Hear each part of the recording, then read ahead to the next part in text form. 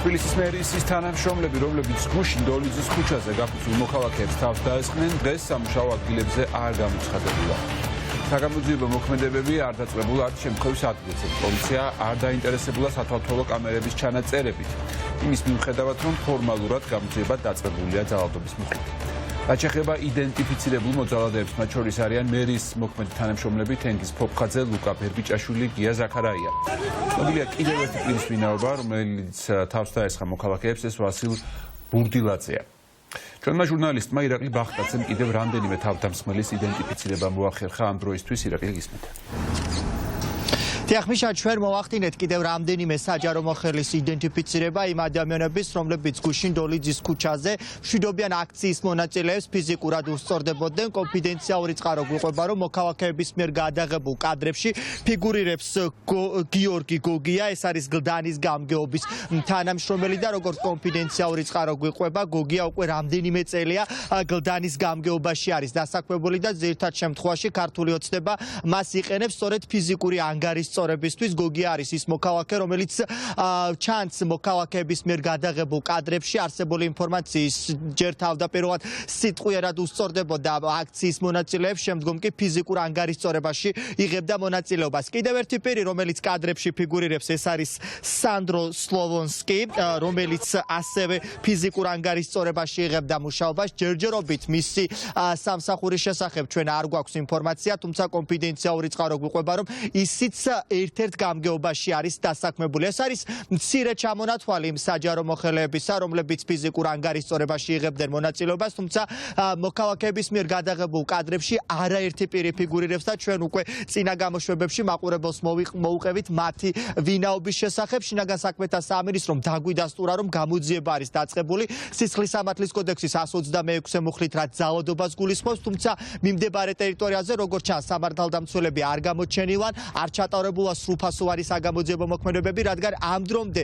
ძალოვანი უწყების თანამშრომლებს მიმდებარე ტერიტორიაზე განთავსებული სათვალთვალო სამეთვალყურეო კამერების ჩანაწერები არ ამოუღიათ, რომლის მეშვეობით პრინციპში მათ მარტივად შეეძლოთ იმ ადამიანების იდენტიფიცირება, რომლებიც ამ ჯგუფურ ანგარის სწორებაში იღებდნენ მონაწილეობას. მოქალაქეები, რომლებიც ჯგუფურ თავდასხმაში მონაწილეობდნენ, ძირითად შემთხვევაში არიან სოციალური მზრუნველობის სააგენტოს თანამშრომლები, მათი სახელი და გვარები უკვე მაყურებლისთვის კარგად არის ცნობილი. ერთ-ერთი, ვინც ამ დაპირისპირებაში იღებდა მონაწილეობას, არის დავით დოლიძე, ამავე სააგენტოს ხელმძღვანელი, რომელიც დღეს სამსახურში არ გამოჩენილა. ამას გვიდასტურებენ ამ დაწესებულებაში მომუშავე მოქალაქეები, რომლებიც ჩვენთან საუბარში ამბობენ, რომ დავით დოლიძე უკვე რამდენიმე საათია დედაქალაქის მერიაში იმყოფება. რა მიზნით არის დავით დოლიძე ახლა ქალაქის მერიაში, დაიბარა თუ არა დედაქალაქის მერმა ის ამ დაპირისპირების შემდგომ უწყებაში არის ჯერჯერობით უმცნობი, თუმცა პრინციპში ახლა დავით დოლიძე არა თბილისის მერიაში, არამედ შინაგან საქმეთა სამინისტროს რომელიმე განყოფილებაში უნდა იმყოფებოდეს, რადგან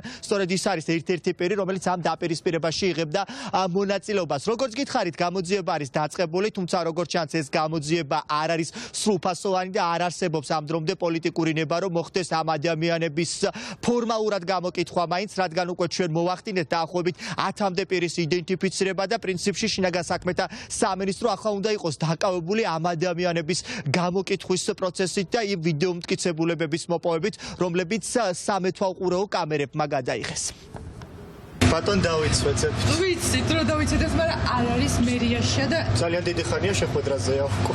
კი, დღეს არ ვსვათ. თენგიზ ფოფხაძეს თუ არც ერთი არ არის. ხო, თქვენი თანამშრომლები არიან ნამდვილად თენგიზ ფოფხაძე, ლუკა ბერბიჭაშვილი. ხო, რამდენიმე ადამიანი მუშაობს სულმა. და გვარი არც, მაგრამ დავით დოლიძე და თენგიზ ფოფხაძე რო არიან თანამშრომლები და დღესთან ოფისში არ არიან. გიორგი გოგიაც თქვენი თანამშრომელი. ყველაზე არ მაქვს ინფორმაცია და აი არ ნაწილი მუშაობს თქვენთან. რაღაც ნაწილი მუშაობს, რაღაც ნაწილი და ყველაზე ვერ დაგიდასტურებთ, იმიტომ რომ სტარი ინფორმაცია მოგაწოდოთ და მე შეცდომაში შეგიყვანოთ.